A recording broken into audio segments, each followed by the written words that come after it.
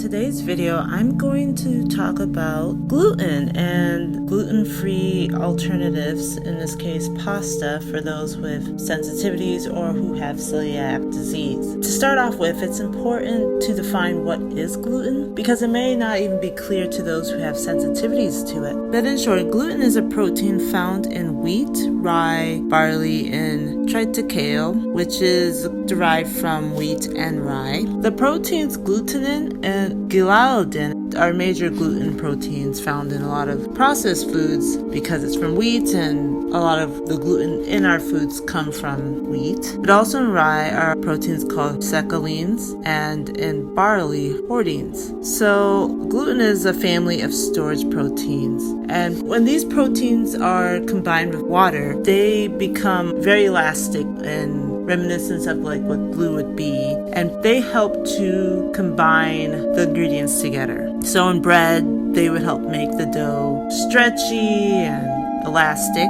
and when the dough is put in the oven to bake, they help them to rise and have their airy, spongy texture, and they contribute to chewiness of bread that people know and love and are familiar with. So, the vast majority of the population can consume gluten with no problem. So this is considered a small segment of people who have gluten sensitivities and can't have gluten. Most people can eat gluten with no health issues or ailments. The problems associated with gluten and that make it difficult for people who have the sensitivity to consume it is that it can create a host of gastrointestinal issues. A common cause, especially with people with celiac disease, which is an autoimmune disorder, is that they might have gut lining issues to where the immune system attacks the gluten in the gut area. But people with non-celiac gluten sensitivity can still experience gastrointestinal issues such as bloating and stomach ache, and in some cases even diarrhea. Gluten could also aggravate irritable bowel syndrome, which will have symptoms of cramping, bloating, gas, and stomach pain. And those who have wheat allergies could experience all these digestive issues. But the common symptoms of gluten intolerance tends to be digestive issues, skin problems such as rash, neurological issues such as fatigue and anxiety. So which foods even have gluten? Now, the obvious ones we all know will be foods that, if you look at the classic food pyramid, they will generally be in foods that are in the breads group. So muffins, crackers, cookies, pancakes, waffles, cereals. Those are the easy spotters for gluten. But gluten is very tricky because it can be in foods that we wouldn't expect to have any wheat or grain products, such as soy sauce, tomato sauce, soups, and salad dressings. But also, even foods that are naturally gluten-free, such as oats, they can still have gluten because they might be processed on machines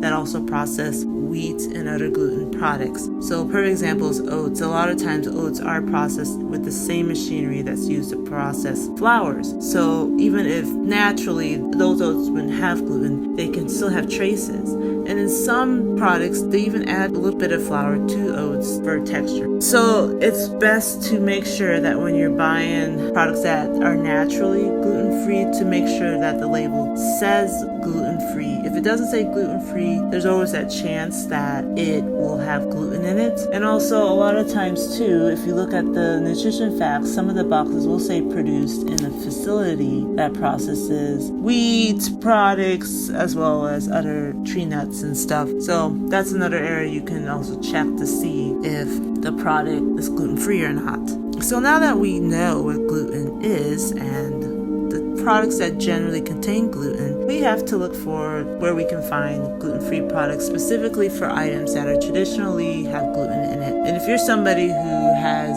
gluten sensitivity or tested for celiac disease and years after you've been eating gluten, it can be hard to make that change because you're so used to eating your sandwiches, your pastas, your pizzas, even your cookies and cakes. And to say no to those is very unrealistic for many people. So the good news is right now there's virtually a gluten-free alternative to any gluten product. However, it's important to note that although we found a solution with gluten-free products, products, it's not without its challenges.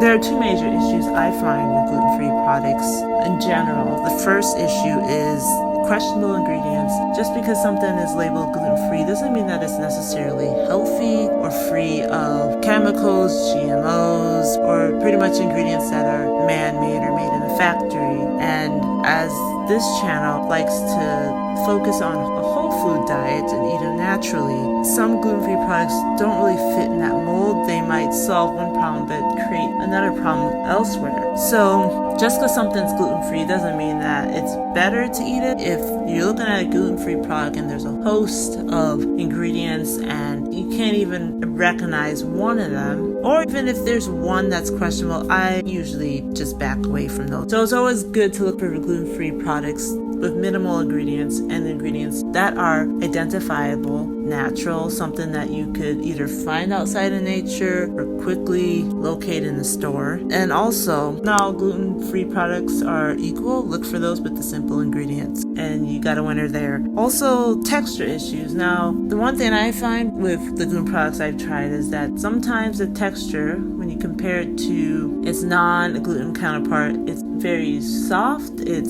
breaks apart easily, it's not as strong. I found that being an issue with soft tortillas. I've had some that break apart easily, they're not as tough or elastic. I've also found that out with cookies. Sometimes they're really soft or they break apart easily. And again, with gluten-free pasta, is that breaks apart easy. It doesn't have the al dente texture that many people love. However, there is one product that I found that is just as good as the gluten pasta. It keeps its texture, it keeps its strength, and it pretty much tastes like any regular standard pasta you can find out there. That's the Jovial brand pasta. So this pasta is simple. It only has 2 ingredients, which is organic brown rice flour and water. So it's organic, it's gluten-free, it's non-GMO, it's kosher, it is free of the major top 8 allergens, which is pretty awesome. So the majority of people can eat this type of pasta. It's produced in a dedicated gluten-free facility. The product is free of milk, eggs, fish, shellfish, tree nuts, peanuts, wheat, and soy. So that is a huge plus with this pasta. Another thing is its texture. It doesn't break apart and it stays that way. So that's a dream come true. If you go to your favorite restaurant and try a gluten pasta and you try this, you won't see the difference in texture and taste. Their way of producing the pasta is impressive. So the Jovial pasta brand produce a lot of different types of pasta. I encourage you to check their website and see what they actually produce. But some of the pasta they make is spaghetti, penne regali, fusilli, farfalle, elbows, and lasagna. And if I misspoke any of them, please forgive me. But they have much more than this. This is just me mentioning the classic that a lot of people are familiar with. In the US, this type of pasta is in most grocery stores, and I know Whole Foods has it. So if you're familiar with the Whole Foods, which is pretty prevalent in the US, they definitely have the Jovial pasta brand. The only con I would really say, and it depends on your economic situation, is the price. It averages around $5 to $6 for about 9 to 12 ounces, which would be roughly 6 servings. And so for some people that might be a lot. I know when I used to buy the standard gluten pasta, it would be $1 to $2 per box. But I really say that if you have the money, it is good to invest in something that won't make you sick.